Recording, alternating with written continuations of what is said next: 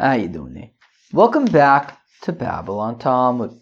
Today was on Daf Mem Aleph, Daf 41 of Masechta Shevuos. Friends, your friends. Okay, here's the dealio with Daf Mem Aleph. The dealio is that it's Erev Shevuos. Shevuos starts pretty soon. I haven't even finished reviewing Daf Mem Aleph. How does that sound? Basically means I'm going to run out of time. So basically, I'm going to just record half of the daf now, and I reckon I'll have to record the other half some other time. What's today? Sunday? So I guess maybe Tuesday, because I live in Eretz Yisrael. Tuesday is already not Yontif. So yeah, okay. Anyways, I mean, not that it matters to you, because you'll just hear it as one recording. Shevuos Hesis. Today we are talking about Shevuos Hesis, which is interesting. Very interesting. And then, on the part 2 that I will have to record another time, we talk about the concept of Amalvas Chaver Be'edim Tzarich Lefaro Be'edim. Very interesting. It has come up in the past about if a loan happens in front of witnesses, does it have to be paid back in front of witnesses so that there could be proof that it was paid? Very interesting question, but yeah, I'll have to record that part another time. Okay, we're going to start on Daf Mem Amid Beis. About 5-10 lines from the bottom. Mana li biyadcha ein licha biyadi potter. The Mishnah had said that kofar bakol azoy kofar akol. If Shimon says to Reuven, Yomi 100 zuzes, and Reuven says, how about I owe you 0 zuzes? So in that case, he's potter, right? There's a shvua midoraisa by modeh b'miktsas. If he says, I owe you 50, not 100, but 50. Right? Shimon says 100, Reuven says 50, modeh b'miktsas. He has to swear midoraisa ki uzeh, ada Elohim yovad vashneim, asher yoshiyun Elohim, yishayim shnayim neveu, I think, or whatever. Anyways. But if Shimon says you owe me 100, Reuven says I owe you 0, so then there's no shvua. Kofar bakol is potter from a shvua. Now, Omer of Nachman Mashbin also Shevuos Hesis. However, even though Mida Oraise, Reuven is potter from a shvua if he denies everything. But Mida Rabbonon, there's a shvua called Shevuos Hesis. Rashi explains Hesis. It wasn't super clear, but where's Rashi? Somebody explains Hesis somewhere. Hesis, says Rashi, about 15-20 lines from the bottom of Rashi. Loshon Shuma or Suma? Shesamu Chacham Olav Shvua? Maybe like to play. Yeah, I think that's what wasn't clear to me. Is it Sheshamu or Shesamu? I feel like Samu makes more sense. That they like impose upon him a Shvua. But Shvua is Hesis. It's a Shvua der Abonon. That even though Mida Oraise, he's potter from a Shvua, Kofar Akol is potter. But Mida Rabbonon, however, says Rav Nachman, is big. So Rav Nachman, Mida Rabbonon, however, he would still make a Shvua that he's telling the truth, that he owes Shimon 0 zuzes. Okay. Rav Nachman says, Rav Nachman Mashbin Eisei Shevuos Hesis, that even though Mida Oraisa Reuven is potter, but Mida Rabbonon, he swears that he's telling the truth. My time hakam chazaka inadon toveh elim kain yeshlo olav. That because we have a chazaka that Shimon is not going to show up in Beis Din and say Reuven owes me 100 zuzes unless there was truth to it. And therefore, I mean, Shimon's going to come to Beis Din and make this claim of 100 zuzes if it was true. And therefore, when Reuven says, I don't owe anything, then it's like, wait, why did Shimon come if what you're saying is true, Reuven, that you don't know anything, that you don't owe anything? So we say, Midar Abanon, we impose a shvua upon Reuven. Adarabba, 1 second, fakir. Chazokin other maize panav b'fnei balchovo. Of course, there's a reason why Mida Oraise Reuven is potter from a shvua, because we have a chazaka in other maize panav b'fnei balchovo. If Shimon in fact did Reuven a favor and lent Reuven 100 zuzes when he needed it, Reuven would not have the audacity, the brazenness to say, oh, Shimon, you didn't give me anything. I don't know what you're talking about. That would be chutzpah. Big chutzpah. So that's the reason why Midoraisa Reuven is potter from a shvua, Because psychologically, if Shimon is saying you owe me 100 zuzes and Reuven is saying I owe you 0 zuzes, we trust that Reuven is telling the truth because he wouldn't have the chutzpah to look Shimon in the eyes and say I don't owe you anything. But to which we say, wait, but enachinami, but at the same time, ishtamute udika mishtamit le, so radavali ufaraina le. To which the Gemara responds to that and says, enachinami, you're right. You're right. It would be pretty big chutzpah for Reuven to look Shimon in the eyes, say, oh, Shimon, I don't know what you're talking about. I don't know you anything. That would be big chutzpah, but maybe it's more subtle than that. Maybe it's more subtle than that. Yes, Reuven is lying. Reuven is saying to Shimon, I don't owe you anything, even though he does. But the thing is, it's not as cynical as you think it is. There's more to the story. It's not like you describe it that Reuven is looking Shimon in the eyes and saying, no, you didn't give me anything. That's chutzpah. Maybe it's a little bit more nuanced. Maybe Reuven doesn't have the money right now. And yeah, obviously, he recognizes that Shimon gave him money and he wants to pay Shimon back. But he doesn't have the money now. So he figures, I'll just tell him now I don't have it, but obviously I'm going to work to get it, and then I'll say, oh yeah, here you go, Shimon. So therefore, on the one hand, you're telling me that Reuven must be telling me the truth because otherwise he wouldn't have the audacity, he wouldn't have the chutzpah to look Shimon in the eyes and deny it. Maybe it's more subtle on that. Maybe you're right. He wouldn't have the chutzpah to do that, but maybe he would say, I didn't borrow any money from you. Just because he doesn't have it right now, but then he's going to work to get it back to him. And if that's the case, he can't do that. He's not allowed to do that. Sure, even if he has good intentions. I mean, he can't go to Beis Din and say, I don't owe you anything when he does. So therefore, we're actually concerned that is what's going on. Not that Reuven's a chutzpaniak, but that maybe he just doesn't have the money and he's just kind of trying to buy time and he says, I don't owe you anything, but just that he can get it back and pay. So to make sure that but that's also not okay. So we're concerned that maybe that's what's going on, and that's why we're mechayev Reuven a Shevuos heses. Right? Again, ishtamute udika le. It's possible that Reuven is just trying to slip out of it for the time being. Sover adavali ufaraina, just until I get the money, and then of course I will pay it back. But for now, I'll just say I didn't borrow money, just so that I can be left alone for a bit while I get the money. Teda, and the Gemara follows up, the Amr of Idi bar Oven, Amr of Chizda Kofer b'milve, kosher le'edus, b'pikadon pas le'edus. That says, Rav Idi bar Oven, Amr of Chizda, that if somebody denies a loan, so if we go back to Shimon and Reuven, Shimon says, Reuven, you owe me 100 zuzes. Reuven says, I don't owe you anything. Shimon then brings witnesses that come and testify on his behalf that Reuven does owe him the 100 zuzes, that the loan did take place.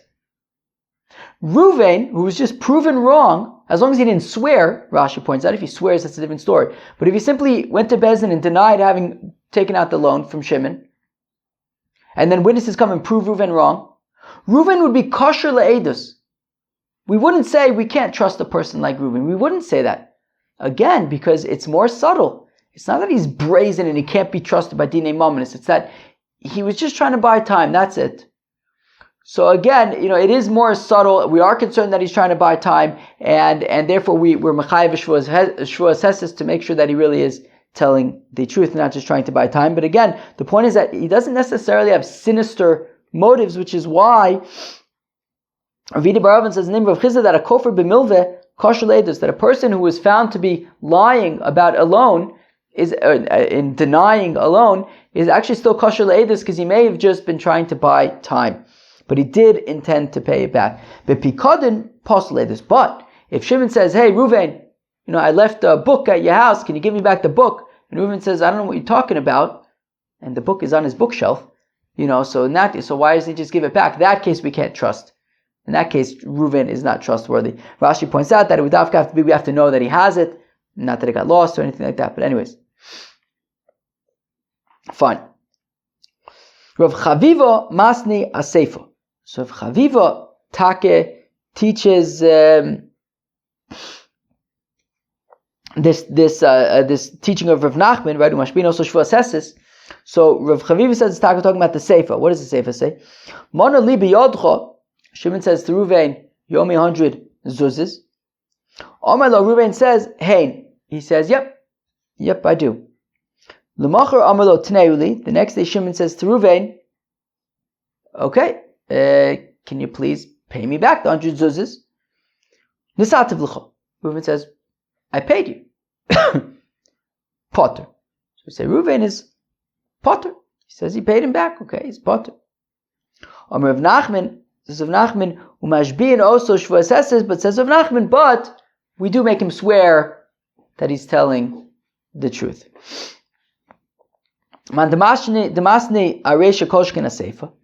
The one who teaches that Rav Nachman's statement of the Shevuos Hesed is on the Reisha, i.e., when Shimon says Ruvain Yomi 100 zuzes, Ruvain says, I don't know you anything. And Rav Nachman says, in that case, Ruvain needs to do a Shevuos Hesed. Certainly then, when in the Sefer, where Ruvain admitted that he already admitted, yes, I owe you 100 zuzes. And then the next day he says, I paid you back, after I've already indicating, kind of like indicating and getting momentum around the fact that he has to pay back Shimon.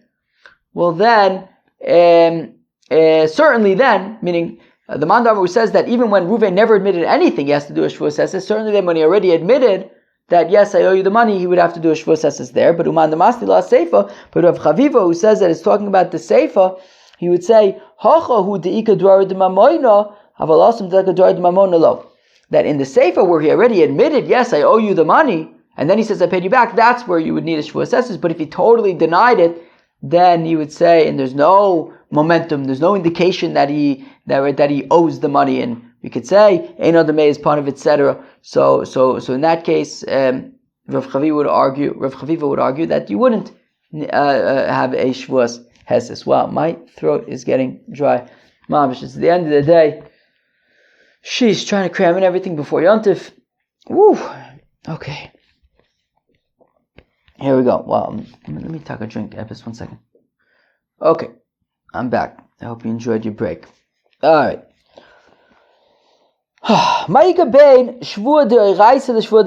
Interesting. What's the nafkamine between a shvur midoraisa and shvur midorabanan, right? If Shimon says to Ruvain, you owe me 100 zuzes, Ruvain says, no, I owe you 50 zuzes, so he has to swear a shvur midoraisa. Moda b'miktzah satayni yishova midoraisa. Kiyuzeh. Shimon says to Ruvain, you owe me 100 zuzes. Ruvain says, how about I owe you 0 zuzes? So then we say, Ruvain is potter, he doesn't have to swear, but midorabanan, he has to swear Shevuos Hesed. What's the difference? It's the nafkamina. So ma'ika ben shvua de'oraisa shvua de'rabanan. What's the difference? Ika b'nai the nafkamina is meipuch b'shvua. Very interesting stuff. Very interesting stuff. Flipping around the narrative. Flipping things around. B'de'oraisa lo mafkinon shvua, b'de'rabanan mafkinon. By de'oraisas we don't flip around the script. By de'oraisas we don't flip the script. By de'rabanan we can flip the script. What does that mean? It means Shimon says to Ruvain, you owe me 100 zuzes. Ruvain says 50 zuzes. So midoraisa he needs to swear that he's telling the truth, that it's in fact 50 zuzes. What if Ruvain says, you know what, I don't want to swear. Shimon, why don't you swear that it's 100 zuzes and then collect, right? Nishboin v'notlin. Right? So Ruvain says, Shimon, I don't want to swear. Why don't you swear that it's in fact 100 zuzes, like you say, and then collect it. So by deoraisas we don't do that. Ruvain's the one who swears. By derabbanans, however, so if Shimon says, Ruvain, you owe me 100 zuzes. Ruvain says, I owe 0 zuzes. So then we say Ruvain has to swear a Shevuos Hesed. But if Ruvain says, you know what, Shimon, why don't you swear that I owe you 100 zuzes and then collect? So we would do that. We would do that, and Shimon would swear.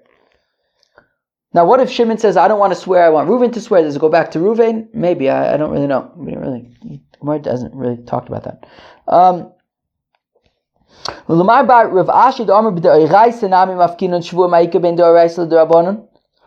according to Marbar Avashi? Marbar Avashi says that even by the Oraisas, you could flip the script. Even by, Shimon says, Ruvain, you owe me 100 zuzes. Ruvain says 50 zuzes. So, Moda Miktas, it's a Shvur de Oraisa. Ruvain could say, you know what, I want Shimon to swear. So if that's the case, then what's the difference between Deorais and the Rabbanim? Ikibanai, the nafkamina is meichos lenichse. If Reuven does not swear and does not pay, can Shimon collect from his property? B'doraisa nachtinon lenichse. B'doraisa, yes, we take from his property. B'dorabanan lo nachtinon lenichse. But by Durabanan we don't. So if Shimon says Yomi 100 zuzes, Reuven says 50 zuzes, Midoraisa, Reuven needs to swear. He refuses to swear and he refuses to pay. So then Shimon can collect from Reuven's property. But by Durabanan, okay, if Shimon says Reuven Yomi 100 zuzes, Reuven says 0 zuzes. So then Midurabanan, he has to swear Shevuos Heses. What if he says I'm not swearing and I'm not paying? So we wouldn't collect, right? Because Midurabanan, because Midoraisa, he's patur from a shvua. Midorabanan we say to swear, but if he refuses to swear and refuses to pay, we would not collect from his property by a derabanan. Yosi. But what about according to Rabbi Yosi? What about according to Rabbi Yosi, who says that even by derabanans we would collect from his property? So if that's the case, then what's the difference between deraisa and derabanan? The Tanan is within the Mishnah. If a cherish, a shoite, or a kohen finds epis and then somebody steals it from them, is that considered stealing? Stealing from a cherish, shoite, or a kohen. So the Tanakama says that there is gezel by a cherish if you steal from a cherish, shoite, or a kohen because of darkei shalom, not midoraisa, but simply because. I mean, we don't want to have a society where people are taking advantage of and stealing from cherishes, shotises, and kotenses. Rabbi Yossi says, Rabbi Yossi gezel gomer. Says Rabbi Yossi, it's mamish gezel. From Rav Chizda gezel gomer midavreim. It's what Rabbi Yossi means is that midarabanon it's mamish gezel. The manaf gemine. What's the difference? Leotzio bidayonin. What does it mean that it's mamish gezel midirabanan? It means that they would be able to collect. I assume this is how I understand it. Is that it means that you can even collect from their property. Meaning, if somebody steals from a cherish of a kohen, according to Rabbi Yossi, look, it's only theft midirabanan. However, that person needs to repay it, and if he doesn't repay, we can take it from his property.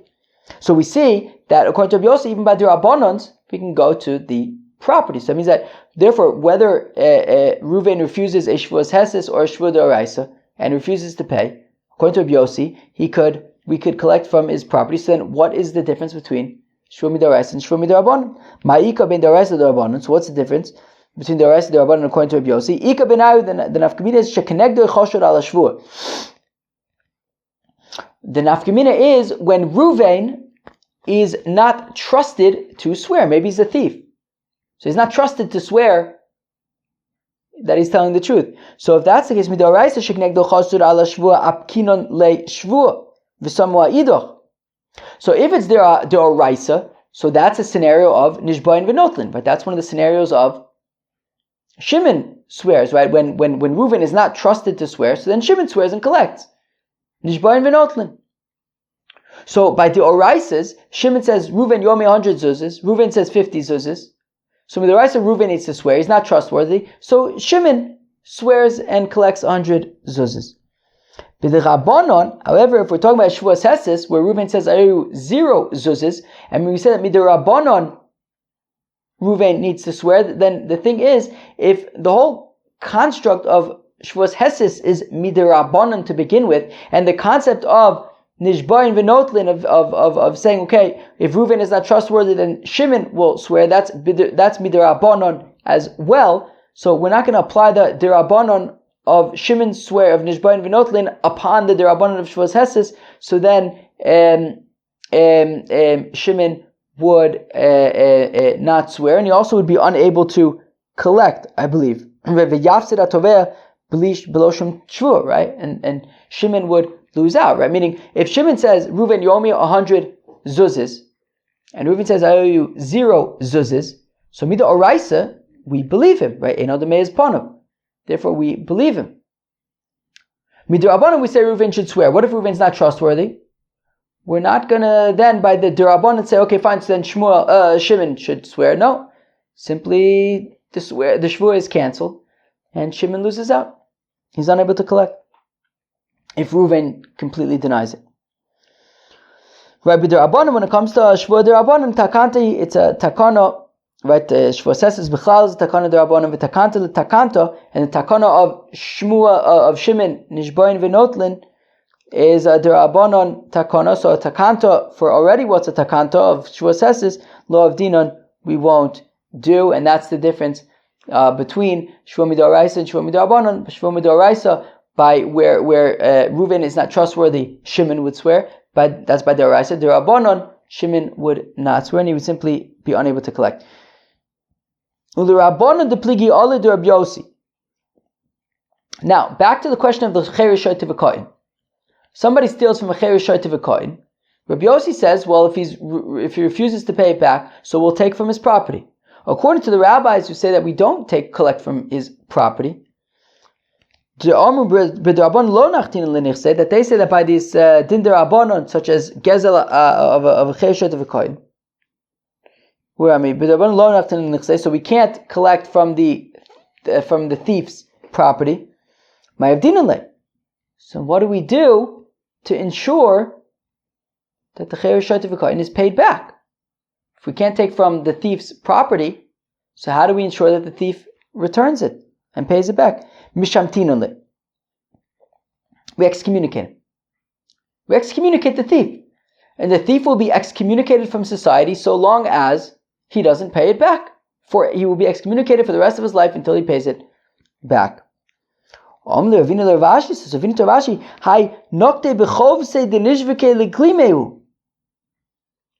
it says Ravina to Rav Ashi, this is an example of grabbing somebody from the balls until he gives you his cloak. What choice? What is Neil? Did I say that right?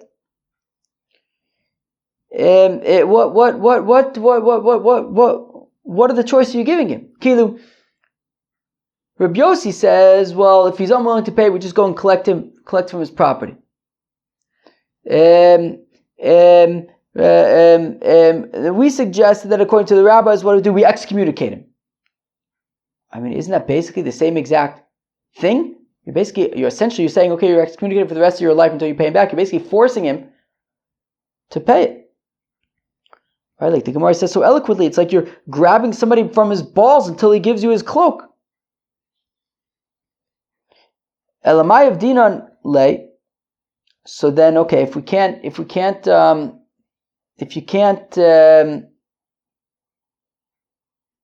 excommunicate him like that, so what do we do? How do we make him pay? So Amalei Mishamtinan le Adamati Zmanagdi V'Nagdinan le V'Shavkinan le. What we do is Rashi points out that Rav says Masechta Kiddushin that basically somebody who's been excommunicated for 30 days and hasn't fixed whatever he needs to fix, so we basically just beat him up, give him makis, and then leave him be. So basically, what we do is, if the person doesn't pay back the Cheres Shai Tivakain, we excommunicate him. Then after 30 days, we beat him up, and then we move on with our lives.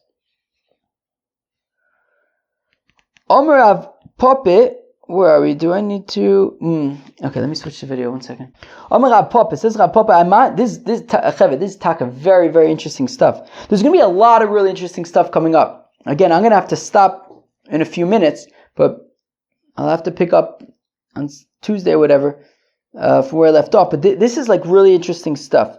Rav Papa says, Rav Papa, Ayman de apik shtar al chavre.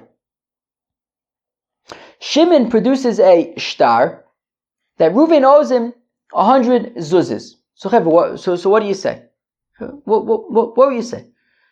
Shimon comes to Reuven. He says, look, here's a document, a shtar, valid shtar. There's nothing wrong with the shtar. It's a valid shtar. Shtar says Reuven owes him 100 zuzes. Cheva, what do you think needs to happen? I mean, there's a document that says that he owes 100 zuzes. He owes 100 zuzes, right? Shimon produces a shtar that says, I'm making up the number, but let's just use numbers that we could work with, that says that Reuven owes him 100 zuzes. And Reuven says, shtar parohu, oh, I already paid you back. So what do you think happens in that case? Shimon produces a shtar that Reuven owes him 100 zuzes. Reuven says, oh, I paid you back. So I think it should be pretty obvious that that doesn't work, right? You can't just have a scenario where like anybody who produces a document to get paid back, the person can just say, oh, I paid you back already. Sorry. No, that obviously doesn't work. Amina le'lav kol kaminoch. Zil shlim. So we say, okay, Reuven, that doesn't work. You can't just say that you paid him back and then we believe you. I mean, there's a document that says you need to pay. But now listen to this. Here's an interesting twist, which I did not know about. It's a very interesting twist, an extremely interesting twist. Vim omar lishtibali, aminule ishtibale. How interesting is that? So basically Shimon has a star that says Reuven, you owe me 100 zuzes. Reuven says, I paid it back. We say, no, you didn't, right? You can't just say you paid it back. You got to pay it. But listen to this. Reuven can say, he's not done yet. He says, okay, fine. Shimon, can you swear to me that I owe you 100 zuzes? And guess what? We say, okay, Shimon, swear. Wow. That's nuts. Kilu, Shimon has a star that says Reuven owes me 100 zuzes. Reuven says, oh yeah, okay, swear to me that you're telling the truth. Now Shimon has to swear?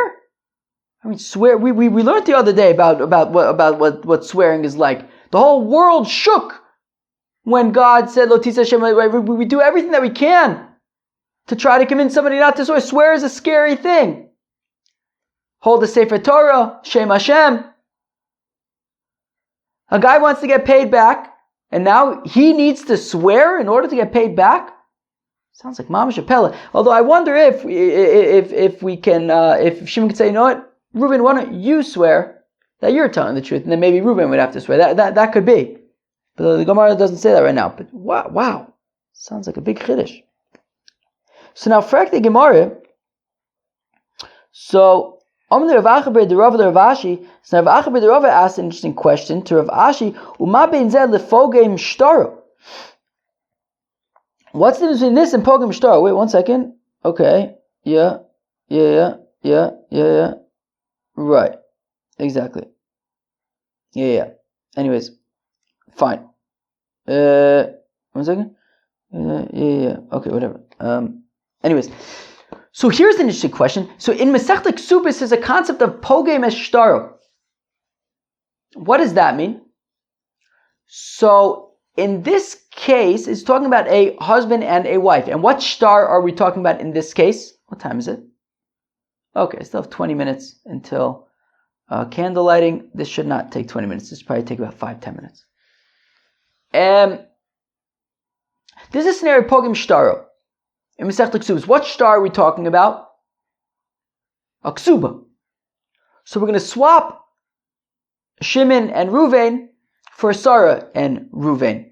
Sarah is the wife, Reuven is the husband. Sarah has a document, a ksuba. The document says that her husband Reuven needs to pay her 1,000 zuzes. That's the value of the ksuba, 1,000 zuzes. They got divorced. She wants to collect 1,000 zuzes. She shows up with a document, with a ksuba that says, Reuven, my husband, owes me 1,000 zuzes. What does Reuven say? I paid you. I already paid you. So he's not believed to say I already paid you. But then listen what happens. She says, no, you didn't. You only paid me 100 zuzes. Well, that's a bombshell. Really? Okay. Well, now, Sarah, you have a document, your ksuba, that says that you're owed 1,000 zuzes, but by your own admittance, you already received 100 zuzes, which means you're actually only owed 900 zuzes, which means that there's a disconnect between the document and the facts on the ground. Your document says you're owed 1,000 zuzes, but the reality is you're saying that you're owed 900 zuzes. How do we know that you actually didn't receive? You're already admitting that you received something. How do we know you didn't receive more? So this is what's called a shtar pogum. This shtar is problematic. It says she's owed $1,000, 1,000 zuzes, but she already says she received 100 of them, so at the very least she's only owed 900. So she has to swear at this point. So at this point Sarah, the holder of the document, needs to swear how much she is owed. So now the question is, over there, that's dafka by a shtar pogum. There's a problem with the shtar, so we say, okay, if she wants to collect, she has to swear. But over here, there's nothing wrong with the shtar. So, meaning, what's the big chiddush by shtar pogum that we're saying she needs to swear? If it sounds like, in this case, where there's nothing wrong with the shtar at all, and we're saying that Shimon needs to swear in order to collect with it. Well then, so frekti Gemara. If that's the case, then why do we have the special case of pogem eshtaro, of shtar pogum, where she needs to swear, if it sounds like even in just a regular shtar anyways, Shimon needs to swear in order to collect with it? So Rav Ashi responds, the difference is that by shtar pogum, Ruvain, the husband, does not need to request and say, Sarah, I need you to swear that what you're saying is correct. Ruvain doesn't need to say that. Automatically, once we realize that this is a shtar pogum, Bezdin will require her to swear in order to collect. However, in this case, Shimon pulls out a shtar that says, Ruvain owes me 100 zuzes. Bezdin doesn't automatically say, okay, Shimon, swear. Of course not. Shimon does it, right? Only upon request. If Ruvain says, Shimon, I want you to swear, that's only when this idea comes up. Right? So Hasam over there by the shtar pogum, afagav de lota and iu, even though Ruvain, the husband, didn't say anything, ta'aninan le'onon, we are going to make the claim for him that Sarah needs to swear, since there's a problem with the shtar. But over here, aminan le zil shlim, by default we say, Ruvain, pay up. Shimon has a document that you owe 100 zuzes. Ruvain, pay. Zil shlimle, go pay Shimon. Ve'itoyin ve'omer ishtabali, but only in the case where Ruvain says, wait, I want Shimon to swear, only then, aminan le zil ishtabali, only then would we say, okay, Shimon, swear. Now says the Gemara something else very interesting. This is all super interesting chidushim. V'itzur b'me'rabbananu lo mashbina le.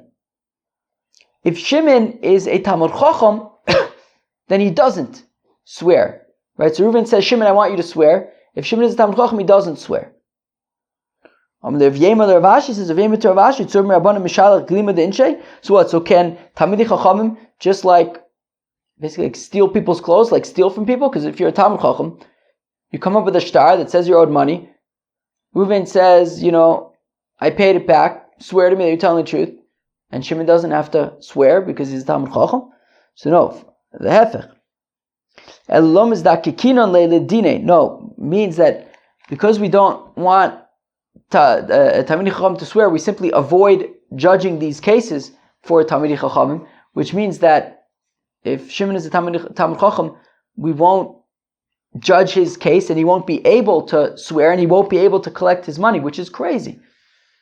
This is all crazy stuff. So it's like if Shimon lends $100,000 to Reuven, and Shimon is a Talmud Chacham, he lends $100,000 to Reuven, he has a document to prove it, he goes to Reuven to get paid back his $100,000, Reuven says, swear to me, all of a sudden we're not going to judge the case, Shimon won't be able to collect. This whole stuff is nuts, that Reuven could just say, swear. And it sounds like we won't even judge the case. So even what I had suggested a few minutes ago, that, well, maybe Shimon could say, Reuven, why don't you swear instead? But it sounds like we're not even going to judge the case, Bichlal. So it sounds like Shimon's going to be stuck. Crazy.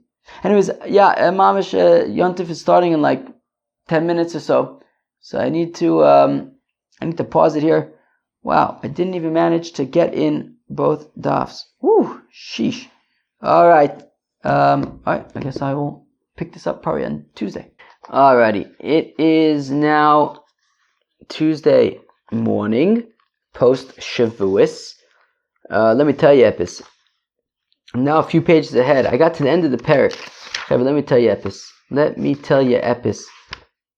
From here on in until the end of the parak, so basically for the next 4 days or something, I'm telling you, this is like the missing this is like a lost parak from Bava Metzia. It's like the next few days could easily find itself as an 11th parak of Bava Metzia. It's absolute insanity. It's just like we're gonna have some big pages. Shevuos, out of left field, becomes like Bava Metzia over here. Now, as you know, Bava Metzia is my favorite Masechta, but you have to be ready for it. It's like you don't just want like Bava Metzia dropped on you in the middle of nowhere. Ooh, these have been big. Oh, ooh, here we go. So okay, Omer of Yehuda, Omer of Asi. I assume that you know where we are because we're technically still in the middle of the daf, right? I'm just picking it up 2 days later. Omer of Yehuda, Omer of Rab Asi. I'm telling you, this is this literally from Bava Metzia? Tosas Bava Basra. Okay, great. But okay, so if Shimon, I'm telling you, there's going to be the next few days, Shimon and Ruvain and loans and thises and thatses and he says this and he says that and they're witnesses. I'm telling you. Hakoponim. So it says Rav Yudah Rav Asi that that if Shimon lends Ruvain, let's say 100 zuzes, okay, and he lends Ruvain those 100 zuzes in front of witnesses. So now Shimon be'etzim has witnesses who can testify for him that he lent money to Ruvain. So therefore, what's going to prevent Shimon from like over and over and over again saying, okay, Ruvain, here are my witnesses that you owe me money. And then Ruvain pays him back. And then again, he brings the witnesses that he owe him money, right? So how are you going to prevent... Wait, excuse me 1 second. Sorry, Mom. I don't apologize to anybody else. Just my mom. Sorry, Mom. Anyways... So what's going to prevent that sort of never-ending cycle of like Shimon just claiming that he's owed money by Reuven all over and over and over again? The answer is, well, when Reuven pays back Shimon, he's got to do that in front of witnesses, and that way, if Shimon brings witnesses that Reuven owes him 100 zuzes, Reuven could say, well, I have witnesses that I paid you back, right? So therefore, a loan that is loaned in front of witnesses has to be repaid in front of witnesses. Okay. Now, Kiamisa Kame Dishmil, when Rav Asi said this before, when Rav Yehuda said this in front of Shmuel, Omar Li, he said to me, right, because Rav Yehuda was a student of Rav and Shmuel, here he's quoting Rav Asi. Rav Asi was initially in Bavel, and then I assume he's talking about Rav Asi, who moved to Bavel, from Bavel to Eretz Yisrael. I think that's the way it goes with Rav Asi. I think that Rav Asi initially was in Bavel, Rav Ami as well, and then they made Aliyah to Eretz Yisrael, where they were students of Rabbi Yochanan. In my mind, that's kind of how it goes. So, so anyways, Rav Yehuda is quoting Rav Asi that Hamavis Chaver be'edim tzarich lefaro be'edim. So Kiamisa Kame Dishmuel says Rav Yehuda that when he said this before Shmuel, Omerli, he says, meh, what's the point? What's the point? So meaning, okay, so there's a requirement now that Ruvain pay back in front of witnesses. Now also, 1 second, so let me just think, it gets a little bit tricky because there's so many scenarios over here. Because also, right, so in our Mishnah had also said, right, it's interesting. So on the one hand, I was just portraying the need for the witnesses as a way to prevent Shimon from claiming from Reuven over and over again. So we say, well, Reuven, you have to pay back with witnesses, and that way, Shimon, if Shimon claims it, Reuven will say, well, here's my witnesses.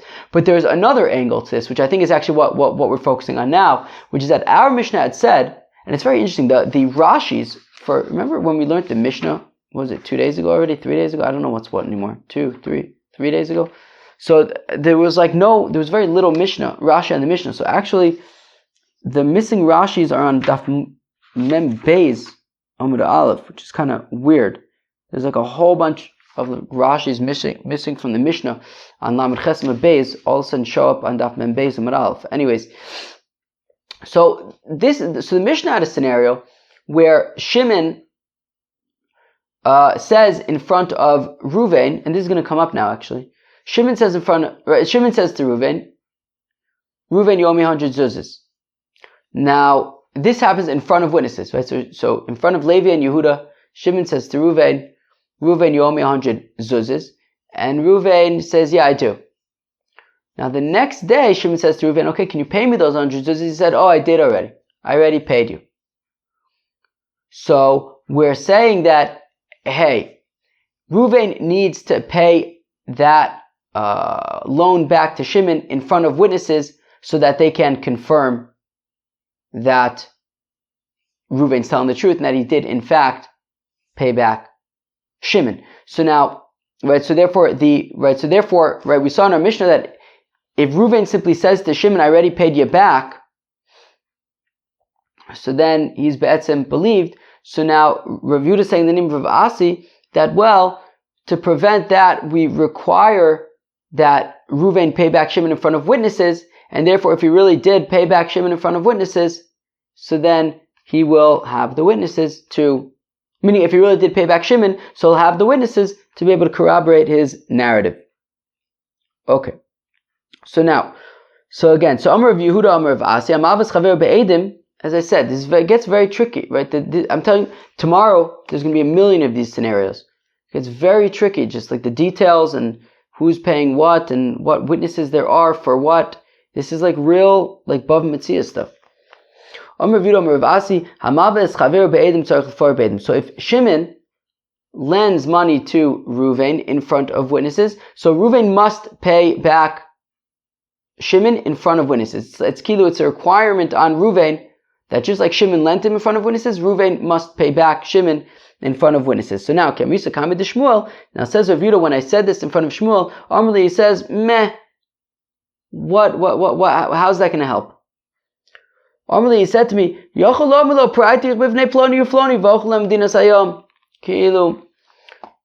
you're going to make a requirement that if Shimon loans money to Reuven in front of witnesses, so Reuven must pay back Shimon in front of witnesses. So you make this requirement so that if Reuven claims that he paid back Shimon, so then he'll have to prove it with witnesses.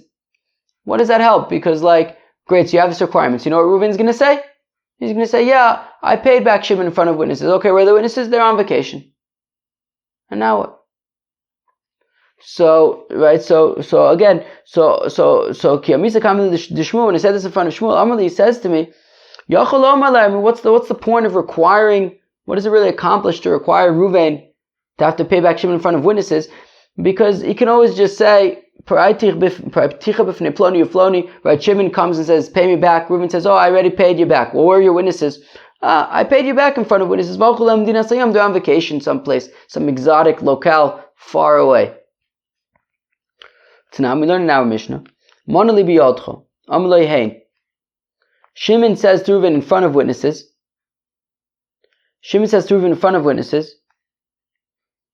Reuven, I lent you 100 zuzes. And Reuven says, yep, you did. The next day Shimon says to Reuven, okay, pay up. Reuven says, I paid you. Potter. And Reuven is simply Potter for saying that he paid back Shimon.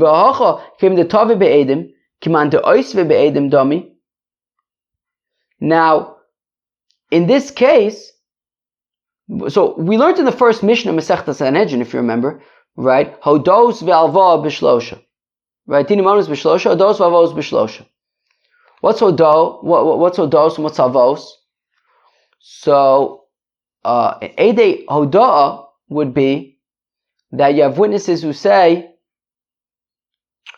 right, Eidei Hoda'a, so Eidei Halva'a, I don't know what I just said, but Eidei Halva'a would be, you have Levi and Yehuda testify that we saw Shimon lend money to Reuven. Right? Eidei Halva'a actually see the loan happen. Okay? Shimon lent money to Reuven. They witnessed this themselves. Eidei Hoda'a are when Levi and Yehuda didn't see the loan, but they were there when Shimon says to Reuven, you owe me 100 zuzes, right? And he says, yes, I do. They witnessed that. They witnessed the Hoda'a, the admittance. Right? So they witnessed, yes, they could testify that Reuven owes Shimon 100 zuzas. They saw Reuven do it. I think Rashi even says on Daf Mem Gimel, where he's explaining the Mishnah, Mem Beis, where he's explaining the Mishnah, he says that they also that he needs to say Atem Eidai. Where does Rashi? Where does he say this? I assume that this is Reuven saying to the Levi and Yehuda, you are my witnesses. Yes, I owe Shimon 100 zuzes. So now, we want to say that since they're Eidei Hoda'ah, right, since Shimon is saying to Reuven, hey, Reuven, you owe me 100 zuzes, and that happens in front of witnesses, and Reuven says, yes, I owe you. So it's command to Osve Be'edim. So it's basically the equivalent as if Shimon lent the money to Reuven with witnesses, right? Be'etzem, there should be no difference whether the witnesses are Eidei Hoda'ah or Eidei Alva'ah. Vikatoni, Potter. And we're saying that Reuven is Potter, meaning even though he doesn't have witnesses, right? What happened? There are Eidei Hoda'ah. Shimon says in front of witnesses, he says to Reuven, you owe me 100 zuzes. Reuven says, yes, I do. So you have Eidei Hoda'ah. You have witnesses who can testify that Reuven owes Shimon the money. Yet when Reuven simply says, I paid you back, he's believed, he's Potter, he doesn't have to swear. So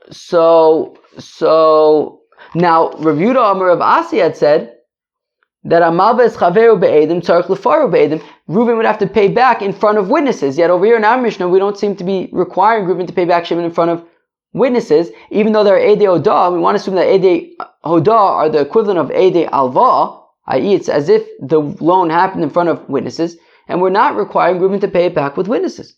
So Tiyufta, the Rav Asi. So it sounds like this is a kasha on Rav Asi. You said you would have to have Eidei, Edim when he pays him back. Rav Asi will respond, no. Eidei Hoda'ah and Eidei Alva'ah are not the same.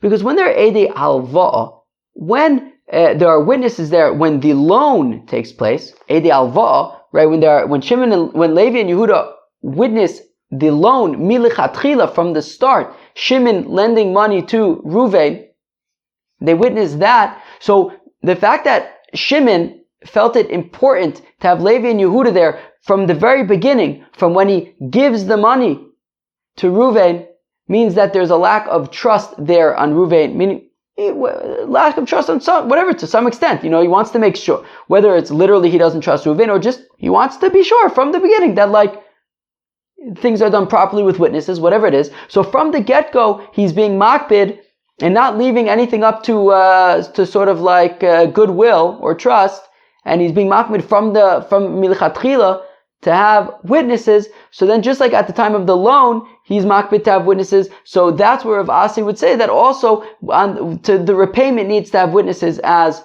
well, right? Masha Ein Kain in our Mishnah, where these are only Eidei Hoda'ah, meaning Shimon initially lent the 100 zuzes to Reuven without any witnesses, which means that there was already an element of, I'm going to trust Reuven here to pay me back. And therefore, so the witnesses came at a later stage, but there was already an element of trust milichatchila, and therefore there isn't that same requirement in our Mishnah that Reuven pay back Shimon in front of witnesses. And that's why when Reuven simply says, I paid you back, Potter, he doesn't have to swear. So again, Amalach Rav Asi, so Rav Asi will respond, look, Ono ki Amri, when I say that Reuven needs to pay back Shimon in front of witnesses, that's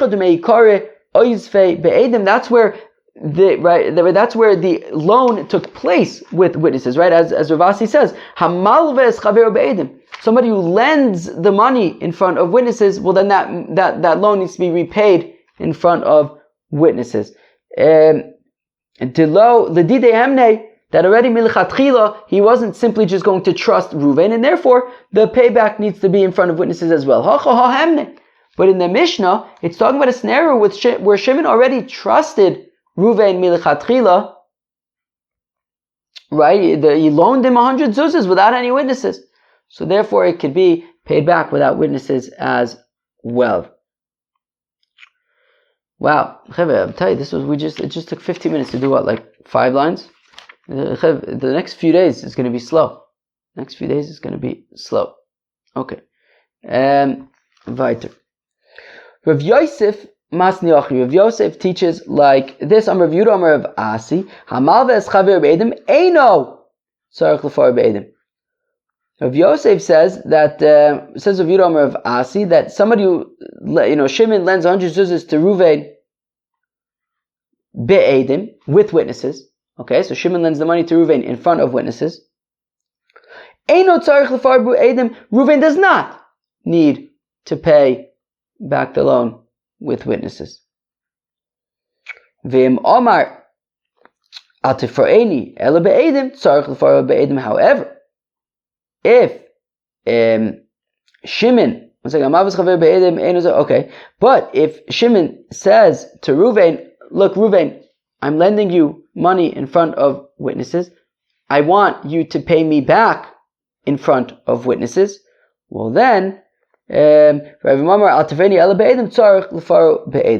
that scenario, Ruvain would have to pay back Shimon in front of witnesses. But now, Kamisa Kami de Shmuel, says Rav Yosef, now when I said this before Shmuel, Amali, he said to me, Yochel, one second, Rav Yosef Masni Yochi. No, maybe this is still Rav Yehuda.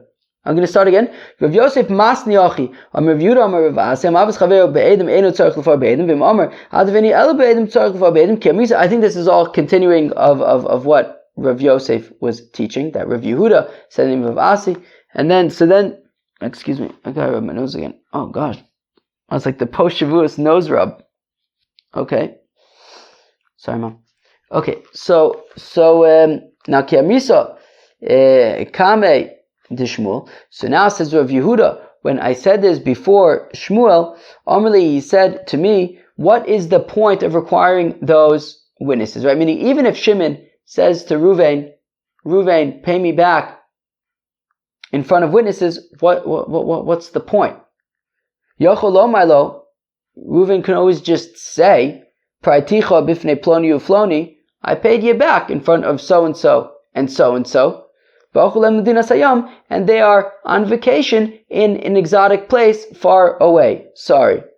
Or as they say in Hebrew, sorry. So, where am I?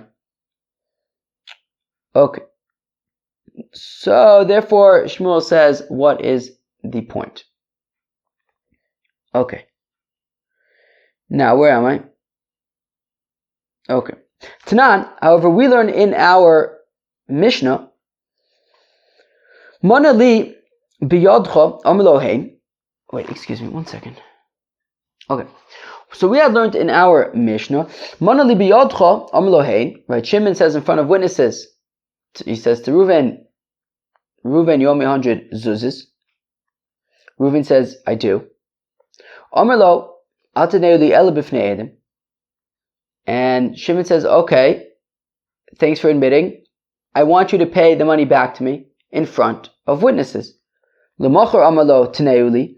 And then the next day, Shimon says to Reuven, okay, now pay me back. Nasativ l'cha. Reuven says, I already paid you back.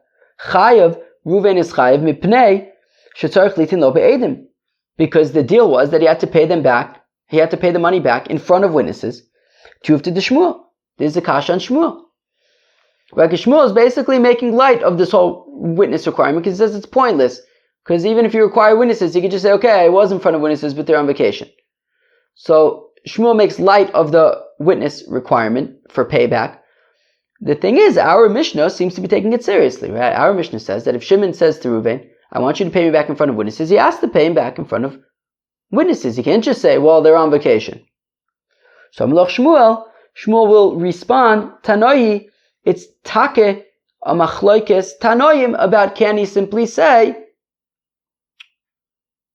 I paid you back and the witnesses are on vacation. The sanya that we learn in the Brisa, be'edim ilvisicha, be'edim prali, that Rashi said, I'm just going to read Rashi quick. Be'edim ilvisicha kosakadadich b'shas halva koiva amalei reish be'edim ilvisicha v'af atavein be'edim. So we learn in a Brisa. So we're assuming for now what this means is that at the time of the loan, we're assuming that what it means right now is that at the time of the loan, Shimon says to Reuven, look, I'm lending you money in front of witnesses. And therefore I expect you to pay me back in front of witnesses. O yitain o yaviraya shenosin. Right? You're either going to have to pay me back or bring proof that you in fact paid me back. Rabbi Yehuda ben Beseira Omer, says Rabbi ben Beseira Yochel Omalo, Particha b'fnei ploni u'floni v'ochelam m'dinas hayom, whereas Rabbi Yehuda ben Beseira says, meh, I don't really see what the point of requiring to pay back in front of witnesses is, because he can always say, look, I paid you back in front of witnesses, but they're on vacation. So Shmuel says, look, I owed like Rabbi Yehuda ben Beseira. But Parach Rav Acha asks a kasha, how do you know at this brisa, when he says, Be'edim v'visicha, Be'edim prali, look, I lent you money, I'm lending you money in front of witnesses, therefore pay back in front of witnesses. And even so, Rabbi Yehuda ben Beseira says, you can always just say, look, they're on vacation. Dilma, Dilma b'shas tvia koi. Maybe this dialogue is happening about, hey, I lent you in front of witnesses. Maybe it's not happening at the time of the loan. Maybe it's happening at the time of the repayment. Reuven comes to pay back Shimon, and Shimon says, wait a second. Don't you remember I lent you money in front of witnesses? Therefore, I expect, right? Shimon says, don't you remember I lent you money in front of witnesses? I expect that you pay me back in front of witnesses. So now, in that case, it was never made clear to Reuven that the money was expected to be paid back in front of witnesses. This is what Shimon said to Reuven, back at the time of the loan, didn't I loan you the money in front of witnesses? Therefore, I expect that you would pay me back in front of witnesses. And that's where Rabbi Yehuda ben Beseira says, you know what?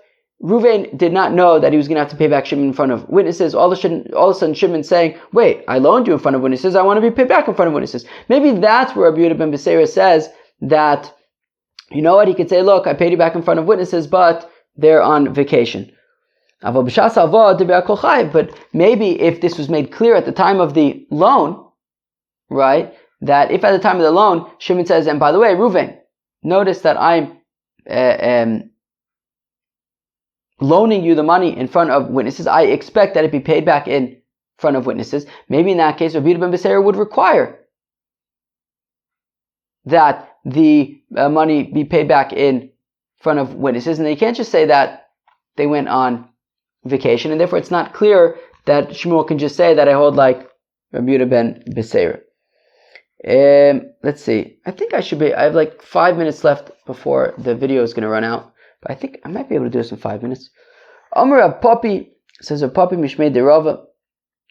Hilchas ad halacha is Hamal ve'es chaveru be'edim, that if Shimon lends Reuven money in front of witnesses, tzarich l'far be'edim, says Rav Papi Mishmei de Rava that Reuven must pay back Shimon in front of witnesses. Right? If Shimon lent money to Reuven in front of witnesses, Reuven must pay back Shimon in front of witnesses. Rav Papa Mishmei de Rav Amar, but Rav Papa says the name of Rava.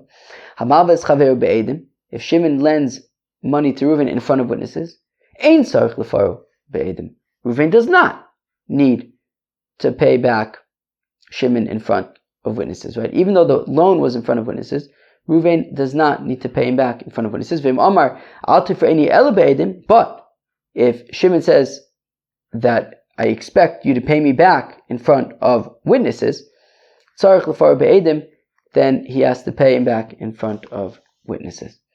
V'im amar lo, praticha b'fnei ploni u'floni v'ochulam dinas hayom, neman. But at the same time, like Shmuel says, if Reuven says, look, I paid you back in front of witnesses, but they're on vacation, well, he is believed. Alright, we're going to stop here. We're going to stop here. There's like a 2 dots here. Tomorrow is probably going to be another really long daf, just because we still have a lot to do on Mem Aleph Mem Beis, as well as the fact that it's just simply a Baba Mitzia-y kind of daf. So, anyways, hope you enjoyed. Peace out.